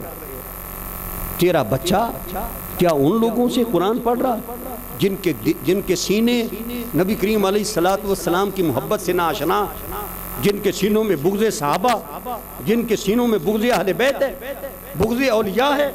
کیا وہ بچہ بڑا ہو کر پیور مسلم بنے گا, حضور کا عاشق بنے گا, صحابہ اہل بیت کا مؤدب بنے گا, اولیاء کا عقیدت مند بنے گا؟ نہیں. اگر تو نے اسے اس روش پر چلایا تو اے والد تو بھی اس کا برابر کا مجرم ہے اور تو اس کا ذمہ دار ہے, اور قیامت والے دن حساب تو نے دینا. ہماری ادھر توجہ نہیں ہے. ہماری یہ نئی نسلیں کھیپوں کی کھیپ غیروں کے کیمپوں میں جا رہی ہیں اور ہماری ادھر توجہ نہیں ہے. یہ الحمدللہ ہمارے دین کے تحفظ کے یہ مرکز ہیں, ہمارے ایمان کے تحفظ کے یہ مرکز ہیں. یہ اولیاء کرام ہمارے ایمان کے رکھوالے ہیں, یہ خانقاہیں ہمارے ایمان کی آبیاری کرنے کے مرکز ہیں. یہاں سے ایمانوں کی خیرات ملتی ہے, ایمانوں کی حفاظت کا سامان ملتا. مجھے اگر یہاں پر یہ دعوت دی گئی تو صرف اس وجہ سے کہ خانقاہ کا پیغام آپ تک پہنچانا. پہلے اولیاء کرام اپنے مریدوں کی اس طریقے سے انفرادی توجہ فرماتے تھے. اب کچھ آبادی زیادہ ہوگی, کچھ حالات بدل گئے, یہ آپ کے ذمہ یہ فرض ہے اور آپ نے ایسے کرنا. پھر اس کے بعد آگے بڑھ جائیں. صلہ ریمیاں ہمارے ہاں سے مفقود ہو گئی. ایک بندہ اگر تھوڑا آگے بڑھ جاتا ہے مالی اعتبار سے, جی میرے بھائی, ہاں کیا مسئلہ اچھا, اللہم صلی علی درود شریف, اللہم صلی علی سیدنا محمد و علی سیدنا محمد کما صلیت علی سیدنا ابراہیم و علی سیدنا ابراہیم انک حمید مجید. صلہ ریمیاں ہمارے ہاں سے مفقود ہو گئیں. ایسے لوگوں کو جانتا ہوں, ایک بندہ بیرون ملک سیٹل ہو گیا, اللہ تعالیٰ نے 4 پیسے دے دیے, فیکٹری دے دی, تو وہ غریب بھائی کو اپنے گھر میں انوائٹ کرنے سے کتراتا, وہ بتانے سے کتراتا ہے کہ یہ غریب میرا بھائی ہے, اور اپنے بھائی کے ساتھ چھوٹی چھوٹی باتوں پر رنجشیں کر کے بیٹھ جاتے ہیں. رشتہ نہیں دیا جی, کھانا اچھا نہیں کھلایا جی. آپ کو پتہ ہے کہ اللہ تعالیٰ نے اگر آپ کو ایک گھر میں ایک باپ کے نطفے سے, ایک ماں کے بطن سے پیدا کیا تو اس کے ایک دوسرے پر کیا حقوق عائد ہو جاتے ہیں. نبی اکرم صلی اللہ تعالیٰ علیہ وسلم کی بہت وعید کن اور بڑی ڈراوے والی حدیث پاک موجود ہے. بخاری شریف میں حضرت ابو ہریرہ رضی اللہ تعالیٰ عنہ راوی ہیں, نبی اکرم صلی اللہ علیہ وسلم فرماتے ہیں خلق اللہ الخلق, اللہ تعالیٰ نے ابتدا میں کہیں جب یہ خلقت کا تخلیق کا جب یہ سلسلہ شروع فرمایا, جب یہ اپنے اختتام کو پہنچا, فلما فرغ قامت الرحم, جب یہ تخلیق کا سلسلہ ختم ہوا رحم اٹھ کر کھڑا ہو گیا. رحم کا معنی ہمارے ہاں تعلق داری، لیکن اللہ تعالیٰ نے اسے کہیں ازل میں کوئی شکل دے دی. کسی چیز کو کوئی مثالی وجود دینے پر اللہ تعالیٰ قادر ہے. فَأَخَذَتْ بِحَقْ وَيِ الرَّحْمَانِ، رحم نے اللہ تعالیٰ کی جائے پناہ کو پکڑ لیا. یہ تعویلی معنی کرنا علماء جانتے ہیں، یہ حدیث پاک متشابہات میں سے یہ جملہ، تو اس لیے میں بھی گول کر کے آگے جاتا ہوں. بات کر سکتا ہوں لیکن بات لمبی ہو جائے گی. رحم نے اللہ تعالیٰ کی پناہ مانگی. رب تعالیٰ نے ارشاد فرمایا رحم کیا چاہتا، تو کیوں اٹھ کر کھڑا ہو گیا، کیوں تو اس طریقے سے پناہ مانگ رہا. رحم نے عرض کی یا اللہ تو نے مجھے پیدا تو کر دیا، میں قطع رحمی سے تعلقات منقطع ہونے سے یا اللہ میں تیری پناہ مانگتا ہوں. هذا مقام العائذ بک من القطیہ، یا اللہ میں قطع رحمی سے تیری پناہ مانگتا ہوں. تو رب تعالیٰ نے رحم سے ارشاد فرمایا الا ترضین ان اصل من وصلک واقطع من قطعک، اے رحم کیا تو اس بات سے راضی نہیں جو تجھے جوڑے میں اسے جوڑوں، جو تجھے منقطع کرے میں اسے منقطع کروں. کتنی بڑی صدا اور کتنا بڑا انعام ایک جملے کے اندر موجود ہے. احباب، اگر آپ کے تعلقات آپ کے بھائی کے ساتھ، آپ کے خاندان کے ساتھ اچھے نہیں ہیں تو یہ دین آپ کو اس بات پر زور دیتا ہے کہ آپ اپنی سلسلہ رحمیہ جا کر بحال کریں. اس سلسلے میں نبی اکرم صلی اللہ تعالیٰ علیہ وسلم کے اسوہ حسنہ سے بڑھ کر ہمارے لیے اور کوئی چیز بطور مثال کے نہیں ہو سکتی. انبیاء کرام کے اسوہ حسنہ سے ہمارے حضرت صاحب حضرت کلم والا شریف میں چونکہ وہاں کا خادم ہوں تو حضرت صاحب کے جو بڑے سجادہ نشین، آج کل وہی سجادہ نشین ہے، پہلے وہ ولی عہد تھے، قبلہ حضور قبلہ عالم سیدی مرشدی پیر سید محمد باقر علی شاہ صاحب رحمۃ اللہ علیہ. وہ آپس میں بھائیوں کا کچھ کسی معاملے میں اختلاف ہو گیا، کلیش ہو گیا، تو کسی بھائی نے وہ بڑے بھائی کے کچھ مفادات کو کچھ تھوڑا نقصان پہنچایا. انہیں بڑا غصہ آیا، انہوں نے ان سے کچھ بدلہ وغیرہ لینے کے متعلق سوچا ہوگا. تو حضرت صاحب قبلہ نے ارشاد فرمایا تو یہ بتا کہ کیا تیرے بھائیوں نے تیرے ساتھ حضرت یوسف علیہ السلام کے بھائیوں سے زیادہ بدسلوکی کی ہے؟ اللہ تعالیٰ کے بندوں کا یہ طریقہ تربیت ہے نا. کیا ہے، چھوٹا سا نقصان ہوگا. حضرت یوسف علیہ السلام کے بھائیوں کی بدسلوکی کتنی تھی؟ تو فرماتے ہیں حضرت یوسف علیہ السلام نے کیا ان سے بدلہ لیا تھا یا انہیں معاف بھی اس انداز میں کیا، کہا لا تثریب علیکم اليوم، تجھے احساس بھی نہیں دلایا جائے گا، کہا بھی نہیں جائے گا کہ تم نے کیا کیا. اللہ تعالیٰ کے بندوں کے تو اخلاق ایسے ہوتے ہیں، لیکن ہمارے یہاں ایسے نہیں ہیں. اگر ایسے نہیں ہیں، ہم نے تعلقات منقطع کر لیے ہیں تو دین کا تقاضا ہے جا کر آپ اپنے تعلقات بحال کریں. پڑوسیوں کے حقوق اگر ہم پامال کر چکے تو ہمارے ذمہ یہ لازم ہے کہ ہم اپنے پڑوسیوں کے ساتھ جا کر حسن سلوک کا جا کر وہ اثر نو تعلقات کی بحالی کا ایک معاہدہ کریں. اگر کسی کی دل آزاری ہے تو اسے جا کر معافیاں مانگیں.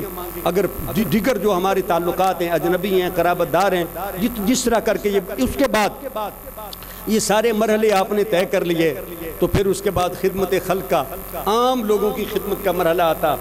نبی اکرم صلی اللہ تعالیٰ علیہ وسلم نے اس کی بڑی فضیلت بیان فرمائی.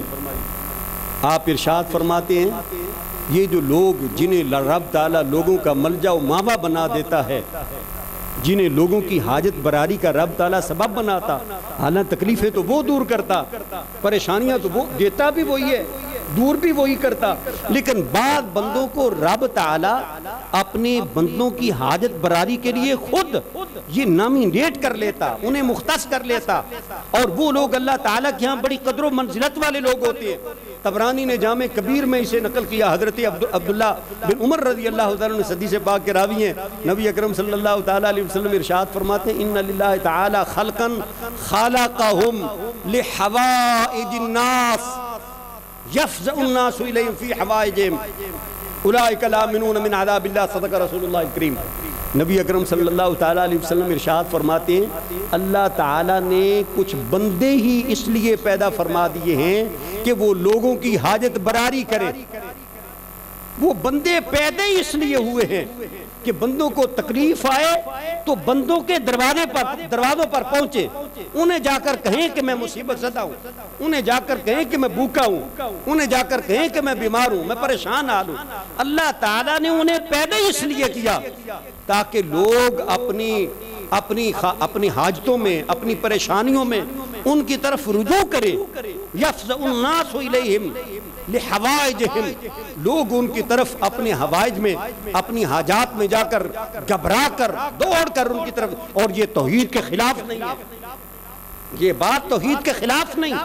اگر ہم اپنی پریشانیوں میں اپنے آقا و مولا اپنے شیخ پاک کی خدمت میں حاضر ہوتے ہیں اپنی اس پریشانی کے حل کے لیے، تو نبی کریم علیہ السلام فرماتے ہیں تیرے شیخ کو رب تعالیٰ نے پیدا اس لیے کیا ہے، تیرے شیخ کو رب تعالیٰ نے پیدا خالقہم لحوائج الناس، اللہ تعالیٰ نے انہیں پیدا ہی لوگوں کی حاجت براری کے لیے فرمایا۔ یہ عین توحید ہے، جو بندہ اسے شرک کہتا ہے وہ خود مشرک ہے، اور حقیقت توحید سے وہ بندہ ناشنا۔ رب تعالیٰ نے بندے پیدا اس لیے کیے تاکہ لوگ اپنی حاجات میں ان کی طرف جائیں، اور انہیں صلہ پھر کہاں سے ملے گا؟ لوگوں کو مفت کھانا کھلاتے ہیں، لوگوں کی تکلیفیں دور کرتے ہیں، پریشان حال آ جائے اس کے لیے سراپا خیر بن جاتے ہیں، اس کے دکھ درد کا مداوع کرتے ہیں۔ نبی اکرم صلی اللہ تعالیٰ علیہ وسلم نے ارشاد فرمایا ایسے بندوں کو رب تعالیٰ اجر اپنی بارگاہ سے عطا فرمائے گا، اور اجر کتنا ہوگا، کس دن ہوگا، مقدار کیا ہوگی، حال کیا ہوگا؟ حضور فرماتے ہیں اولئک الآمنون من عذاب اللہ، قیامت والا دن جس کی ہولناکیاں مسلم، جس کی تکلیفیں تسلیم۔ نبی اکرم صلی اللہ علیہ وسلم فرماتے ہیں جو لوگ دنیا میں لوگوں کے ملجا و ماوا ہوتے ہیں، رب تعالیٰ قیامت والے دن انہیں اپنے قہر و غضب سے محفوظ و مامون فرما دے گا۔ یہ اللہ تعالیٰ کے بندوں کا کام ہے، یہ اللہ تعالیٰ کے بندوں کا کام ہے، اور یہ بہت بڑی بات۔ کتنی خوبصورت حدیث پاک ہے، حضرت عبداللہ بن عمر رضی اللہ تعالیٰ عنہ اس حدیث پاک کو بھی روایت کرتے ہیں۔ یہ حدیث پاک بھی ترغیب میں علامہ منذری نے بھی اسے نقل کیا ہے طبرانی کے حوالے سے۔ نبی اکرم صلی اللہ تعالیٰ علیہ وسلم ارشاد فرماتے ہیں، حضرت عبداللہ بن عمر فرماتے ہیں سرکار کی خدمت میں حاضر تھا، ان رجلا جاء الی النبی صلی اللہ علیہ وسلم، ایک آدمی سرکار کے پاس آ کر حاضر ہو جاتا۔ یہ سرکار کا طریقہ تعلیم دیکھے نا، ظاہری طور پر کتاب کوئی نہیں ہے، ظاہری طور پر کوئی سلیبس کا کوئی بہت لمبا چوڑا بستہ نہیں ہے، کوئی اس کے لیے باقاعدہ طور پر ریگولر جس طرح ہمارے ہاں یہ قصبی تعلیم کی کلاسز ہوتی ہیں اس طرح نہیں ہے، لیکن نبی اکرم صلی اللہ تعالیٰ علیہ وسلم کے زبان اقدس سے کلمات طیبات نکلتے جاتے ہیں، رب تعالیٰ قیامت تک کے لیے اسے دین کا درجہ عطا فرماتا جا رہا ہے۔ یہ حضور کی شان ہے، حضور کی عزت ہے، اور یہ حضور کا مقام ہے۔ حضور کی زبان وہ ہے جس زبان سے سخت یہ غصہ ہو یا خوشی ہو، جس زبان سے سوائے حق کے کچھ نکلتا ہی نہیں۔ یہ نبی اکرم صلی اللہ تعالیٰ علیہ وسلم کی زبان اقدس۔ صحابی نے آ کر سوال کیا، میرے اور آپ کے مسائل کا حل بھی اس حدیث پاک کے اندر موجود ہے۔ کہا یا رسول اللہ صلی اللہ علیہ وسلم ای الناس احب الی اللہ تعالی، یا رسول اللہ صلی اللہ علیہ وسلم اللہ تعالیٰ کے بڑے بندے ہیں، اور بڑے بندے اللہ تعالیٰ کے محبوب ہونے کے دعوے دار ہیں، آپ اللہ تعالیٰ کے رسول ہیں، اللہ تعالیٰ کی مشیت اور اس کی رضا سے آپ واقف ہیں، آپ محرم اسرار الہیہ، آپ یہ ارشاد فرمائیں کہ اللہ تعالیٰ کے بندوں میں سے اللہ تعالیٰ کا محبوب بندہ کون ہوتا ہے؟ اب حضور نے جو جواب دیا ہوگا وہ جواب سب سے ایکوریٹ ہے۔ نبی اکرم صلی اللہ تعالیٰ علیہ وسلم نے ارشاد فرمایا احب الناس الی اللہ تعالی انفعهم للناس، اللہ تعالیٰ کے سارے بندوں میں سے اللہ تعالیٰ کو سب سے زیادہ محبوب وہ بندہ ہے جو اس کے بندوں کو زیادہ نفع پہنچاتا ہے۔ اللہ تعالیٰ کے اللہ اکبر یا رسول اللہ،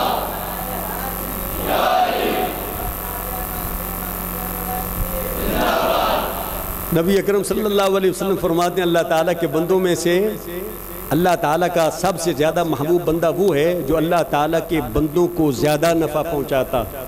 دنیاوی نفع پہنچانا یہ بھی بہت بڑی بات ہے، اور الحمدللہ آستانہ عالیہ اس کا بہت بڑا مظہر ہے۔ مدر اتم نہیں میں کہہ رہا، اس میں مبالغہ ہو، بہت بڑا مدر ہے۔ اللہ تعالیٰ نے اس آستانے کے خدام کو، متعلقین کو یہ اعزاز بخشا کہ یہ اللہ تعالیٰ کے بندوں کی خدمت کرتے ہیں، لوگوں کی حاجت براری کرتے ہیں، بہت بڑا اعزاز ہے اس کے لیے۔ لیکن سب سے بڑا نفع یہ ہے کہ کسی بندے کو دین کا نفع دیا جائے، کسی بندے کو اللہ رسول کا قرب عطا فرمایا جائے، اس کے باطن کی اصلاح کر کے اسے حضور کی بارگاہ کا حضوری بنا دیا جائے۔ اور یہ اللہ تعالیٰ کے بندے جو یہ کام کرتے ہیں وہ یہ رب تعالیٰ کے سب سے زیادہ محبوب بندے بن جاتے ہیں۔ ہدایت کا کام کرنا سب سے اعلیٰ کام ہے، اور یہ بندے کو رب تعالیٰ کی محبوبیت کے مقام پر فائز فرما دیتا ہے۔ اس صحابی نے پھر پوچھا، یا رسول اللہ صلی اللہ علیہ وسلم ای الاعمال احب الی اللہ تعالی، یا رسول اللہ صلی اللہ علیہ وسلم بھلا یہ بتائیں کہ انسان کے اعمال میں سے سب سے اللہ تعالیٰ کے ہاں پسندیدہ عمل کون سا؟ پہلے پوچھا پسندیدہ بندہ کون ہے، اب پوچھا یا رسول اللہ صلی اللہ علیہ وسلم پسندیدہ عمل کون سا ہے؟ نبی اکرم صلی اللہ تعالیٰ علیہ وسلم نے ارشاد فرمایا، احب الاعمال الی اللہ تعالی سرور تدخلہ علی مسلم، اللہ تعالیٰ کے ہاں سب سے پسندیدہ ترین عمل یہ ہے کہ تو اللہ تعالیٰ کے کسی دکھی بندے کے دل میں خوشی پہنچا دے، کسی بندے کا دل راضی کر دے۔ یہ صوفیاء نے ہمیں یہی تعلیم دی ہے، صوفیاء یہی فرماتے ہیں، مسجد ڈا دے مندر ڈا دے پر کسی دا دل نہ ڈھائیں۔ کیوں؟ اس لیے کہ یہ دل رب سچے دا حجرا وچ پا فقیرہ جاتی ہوں، یہ تو اس دل میں تو رب رہتا۔ یہ دل توڑنا، کسی کی دل آزاری کرنا، یہ ہمارے صوفیاء کے مشن میں نہیں ہے، یہ صوفیاء کے مشن میں نہیں ہے۔ کسی کی خوشی کا اہتمام کرنا۔ دوسری حدیث پاک ہے، مشکاہ شریف میں موجود ہے، نبی اکرم صلی اللہ تعالیٰ علیہ وسلم ارشاد فرماتے ہیں، جس نے میرے کسی مصیبت زدہ غلام امتی کو خوش کیا فقد سرنی، گویا کہ اس میرے غلام نے مجھ محمد کو خوش کیا صلی اللہ علیہ وسلم۔ حضور فرماتے ہیں جس نے میرے غلام کو خوش کیا اس نے مجھے خوش کیا۔ اس سے پتہ چلتا ہے کہ نبی اکرم صلی اللہ تعالیٰ علیہ وسلم اپنے غلاموں کی پریشانیوں سے بھی واقف ہیں، جو ان کی پریشانی دور کر کے خوشی کا اہتمام کرتا ہے، سرکار اس سے بھی واقف ہے، سرکار اس سے بھی واقف ہے۔ اس لیے حضور فرماتے ہیں کہ اگر میرے غلام کا دل خوش ہو جائے تو میں مدینے کا تاجدار بھی اپنے غلام سے خوش ہو جاتا ہوں۔ پھر نبی اکرم صلی اللہ تعالیٰ علیہ وسلم نے ابھی بات مکمل نہیں فرمائی، آپ فرماتے ہیں اللہ تعالیٰ کے ہاں پسندیدہ کام او تکشف عنہ قربتاً، اللہ تعالیٰ کے ہاں پسندیدہ عمل یہ ہے کہ تو کسی مسلمان بھائی کی تکلیف پریشانی دور کر دے، پریشانی دور کر دے۔ کتنی اجر کتنا ملے گا؟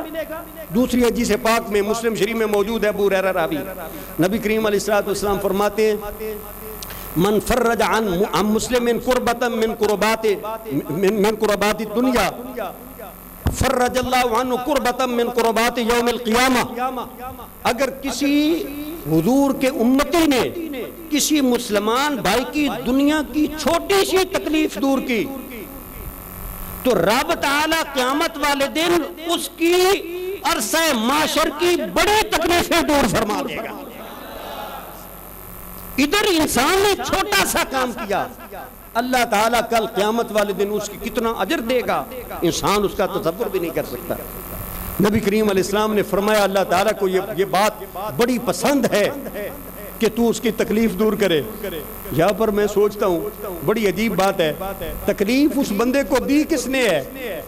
اللہ نے، تکلیف اللہ نے دی ہے، تکلیف اللہ خود تکلیف دور کرنے پر قادر ہے، لیکن فرمایا میں نے تکلیف دی تھی اس لیے کہ تاکہ یہ صبر کرے تو اسے اجر دوں، یا شکر کرے تو اس کا درجہ بڑھاؤں، لیکن اگر کوئی میرا بندہ اس کی تکلیف دور کر دے اسے بھی اجر دوں گا، اسے بھی اجر دوں گا۔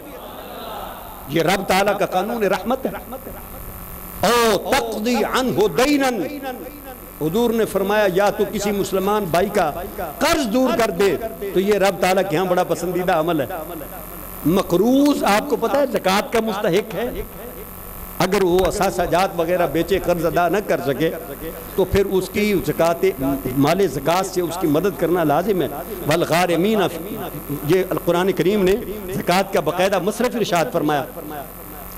آگے حضور نے فرمایا او تطرد عن جوعا، اگر تو کسی بھوکے کو کھانا کھلا دے تو یہ اللہ تعالیٰ کے یہاں بڑا پسندیدہ عمل ہے۔ آپ لوگ یہاں پر القاسم ٹرسٹ کے زیر اہتمام کھانا کھاتے ہیں تو یہ جتنے لوگ اہتمام کرنے والے ہیں ان کا عمل اللہ تعالیٰ کے یہاں سب سے زیادہ پسندیدہ۔ اور کسی ویسے تو روزہ کھلوانے کی آپ کو پتہ ہے نا، روزہ کھلوائیں تو اللہ تعالیٰ کی بارگاہ سے کھلوانے والے کو بھی اتنا ثواب عطا فرماتا ہے جتنا روزے دار کا ہے، لیکن نبی اکرم صلی اللہ تعالیٰ علیہ وسلم ارشاد فرماتے ہیں اگر کوئی بندہ روزے دار کو پیٹ بھر کر کھانا کھلا دے، من اشبع جائعا، جس آدمی نے کسی بھوکے کو کھانا کھلا دیا، حضور فرماتے ہیں قیامت والے دن جو دن 50,000 سال کا دن ہوگا، سورج سوا نیزے پر ہوگا، زمین بھی تانبے کی ہوگی، کوئی سایہ بھی نہیں ہوگا، جس آدمی نے کسی مومن بھائی کو پیٹ بھر کر کھانا کھلایا ہوگا، رب تعالیٰ اسے عرصہ محشر میں میرے حوض کوثر سے پانی پلوائے گا، جنت کے داخلے تک اس پانی کی تاثیر ہی ہوگی، نہ اسے پیاس لگے گی نہ اسے بھوک لگے گی۔ یہ جو صوفیاء کی خانقاہیں ہیں بھوکوں کو کھانا کھلاتی ہیں، یہ حقیقتاً نبی کریم علیہ السلام کی نعمت ہے۔ نبی اکرم صلی اللہ تعالیٰ علیہ وسلم کا صفہ کا نظام دیکھیں، حضرت ابو ہریرہ، عبداللہ بن مسعود، عمار بن یاسر، یہ غریب صحابہ، سعالیق مہاجرین، نبی اکرم صلی اللہ تعالیٰ علیہ وسلم کے آستانے پر پلنے والے، ان کا اہتمام نبی کریم علیہ السلام کے لنگر خانے سے ہوتا تھا۔ اور یہ ساری خانقاہیں یہ نبی کریم علیہ السلام کی خانقاہ کی نائب ہیں، اور یہ سارے اولیاء کرام نبی کریم علیہ السلام کے نائب ہیں۔ نبی اکرم صلی اللہ تعالیٰ علیہ وسلم کا آخری جملہ، ٹائم بھی ختم، حدیث پاک بھی ختم، بقیہ پھر انشاءاللہ کسی موقع پر۔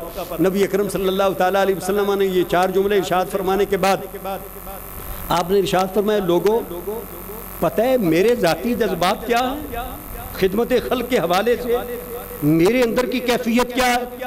یہ متصلاً حضور نے فرمایا لَأَنْ أَمْشِيَ مَعَ أَخِي فِي حَاجَةٍ أَحَبُّ إِلَيَّ مِنْ أَنْ أَعْتَكِفَ فِي هَذَا الْمَسْجِدِ۔ سرکار ارشاد فرماتے ہیں میں کسی اپنے بھائی کی حاجت برآری کے لیے چند قدم اس کے ساتھ چلوں، وہ کہے کہ فلاں بندے کے پاس یا رسول اللہ جاؤ میری مشکل حل ہو جائے گی، فلاں میرے جگہ اگر آپ جائیں تو یہ میرا مسئلہ حل ہو جائے گا، میرے مسائل کا حل آپ کے جانے سے ہے۔ نبی اکرم صلی اللہ تعالیٰ علیہ وسلم فرماتے ہیں یہ اپنے مسلمان بھائی کی تکلیف دور کرنے کے لیے میں محمد الرسول اللہ صلی اللہ علیہ وسلم کا چل کر جانا مجھے اتنا زیادہ محبوب ہے کہ میں مسجد نبوی میں اعتکاف کرنے سے بھی اس عمل کو زیادہ پسند کرتا ہوں۔ مسجد نبوی شریف میں اعتکاف کرنے سے بھی اس عمل کو میں زیادہ پسند کرتا ہوں۔ یہاں پر آپ اعتکاف کریں تو کتنا ثواب ہے۔ بیہقی شریف میں حدیث پاک ہے، حضرت امام حسین رضی اللہ تعالیٰ عنہ راوی ہیں، نبی اکرم صلی اللہ علیہ وسلم نے ارشاد فرمایا جو ایک مرتبہ 10 دن کا سنت اعتکاف کرتا ہے رب تعالیٰ اسے 2 حج اور 2 عمروں کا ثواب عطا فرماتا، اور اگر مسجد نبوی شریف میں کرے تو ایک نماز پڑھیں تو 50,000 نماز کا ثواب ہے، ایک اعتکاف کریں تو 50,000 اعتکافوں کا ثواب۔ لیکن حضور فرماتے ہیں اتنا ثواب ایک طرف میں اس پر بھی اپنے کسی مسلمان بھائی کی حاجت برآری کو زیادہ پسند کرتا ہوں۔ اب آپ نے فیصلہ کرنا ہے کہ ہمارا اس سلسلے میں عمل کیا ہے۔ آپ خوش نصیب ہیں جنہیں یہاں سے ایسی تعلیم ملتی ہے، عملی بھی علمی بھی۔ اللہ تعالی ہمارے ان آستانوں کو آباد اور شاد رکھے۔ جو لوگ یہاں پر خدمات سر انجام دے رہے ہیں رب تعالی انہیں اپنی بارگاہ سے اور اپنے محبوب علیہ السلام کی بارگاہ سے انہیں بہتر جزا عطا فرمائے۔ رب تعالی میری اور آپ کی حاضری بھی قبول فرمائے، اور آستانہ عالیہ کے فیوض و برکات سے ہم سب کو رب تعالی متمتع اور فیض یاب فرمائے۔ وما علینا الا البلاغ۔ اللهم صل على سيدنا محمد وعلى آل سيدنا محمد كما صليت على سيدنا إبراهيم وعلى آل سيدنا إبراهيم إنك حميد مجيد ربنا آتنا في الدنيا حسنة وفي الآخرة حسنة وقنا عذاب النار ربنا فاغفر لنا ذنوبنا وكفر عنا سيئاتنا وتوفنا مع الأبرار اللهم ربنا تقبل منا هذا بحضرتك وبحضرة رسولك الكريم وبحضرة أوليائك الكرام خاصة بحضرة حبيبك ووليك سيدنا شيخ عبد القادر الجيلاني رحمه الله تعالى اللهم أوصلنا إليك وإلى حضرة رسولك الكريم اللهم آت نفوسنا تقواها وزكها أنت خير من زكاها وأنت وليها ومولاها يا ربنا يا رب العالمين اللهم طهر قلوبنا اللهم زكي نفوسنا اللهم زين أخلاقنا اللهم حسن أعمالنا اللهم تب علينا إنك أنت التواب الرحيم اللهم ارزقنا تلاوة القرآن آناء الليل وأطراف النهار وعلمنا منه ما جهلنا وذكرنا منه ما نسينا وتب علينا إنك أنت التواب الرحيم اللهم ارزقنا حبك وحب حبيبك وحب من يحبك وحب عمل يقربنا إليك اللهم ارزقنا إطاعتك ومتابعة رسولك الكريم اللهم ارزقنا زيارة الحرمين الشريفين اللهم ارزقنا معرفة نبيك الكريم اللهم ارزقنا شفاعة حبيبك الكريم اللهم ارزقنا زيارة حبيبك الأمين اللهم ارزقنا زيارة حبيبك الأمين اللهم ارزقنا زیارت حبیبک الامین یا اللہ اپنے ان محبوبوں کے صدقے میں ہم سب کو اپنے محبوب علیہ السلام کی زیارت کے قابل بنا یا اللہ اپنے ان سلسلہ قادریہ کے حضور غوث اعظم رضی اللہ تعالیٰ عنہ کی ان محبوب ولیوں کے صدقے میں یا اللہ ہم سب کو اپنے محبوب علیہ السلام کا قرب عطا فرما آپ کی بارگاہ کا وصل نصیب فرما حرمین شریفین کی بار بار ادب والی قبولیت والی زیارتیں عطا فرما صبح و شام قرآن کی تلاوت کی توفیق عطا فرما قرآن کا نور اور شعور عطا فرما قرآن کریم پڑھ کر اس پر عمل کی توفیق عطا فرما نبی اکرم صلی اللہ تعالیٰ علیہ وسلم کی قدر و معرفت نصیب فرما آپ کی شفاعت نصیب فرما قیامت والے دن آپ کے لوائے حمد کے نیچے جگہ عطا فرمانا یا اللہ اپنے ان محبوبوں کی معیت میں سرکار کے جھنڈے کے نیچے جگہ عطا فرمانا جب سرکار دو عالم صلی اللہ تعالیٰ علیہ وسلم کا عرصہ معاشر میں حوض کوثر کا لنگر بٹ رہا ہو مولا کریم ہمیں بھی اپنے ان پیاروں کے صدقے میں ایک ایک جام عطا فرما دینا یا اللہ جب پل صراط پر سے گزرنا ہو قدم پھسل رہے ہو رب سلم کی دعائیں ہمارے حق میں بھی قبول فرما لینا یا اللہ اپنے ان بندوں کا تعلق قیامت والے دن بھی ہمارے لیے مفید بنانا یا اللہ اپنے ان محبوبوں کے صدقے میں ہمارے بیماروں کو شفا عطا فرما پریشان حالوں کی پریشانیاں دور فرما پورے دین پر عمل کرنا ہم سب کے لیے آسان فرما جتنے بھائی یہاں پر اعتکاف کے لیے خدمت کے لیے یا عقیدت کے ساتھ حاضر ہیں مولا کریم سب کے سینے اپنے معرفت کے نور سے منور فرما ہمارے باطن کی خوش کھیتیاں نبی کریم علیہ السلام کی نبوت کے پانی سے آباد اور شاد فرما دے ہر بھلائی عطا فرما ہر شر سے پناہ عطا فرما صلی اللہ علیہ حبیبی محمد وآلہ وصحبہ اجمعین السلام علیکم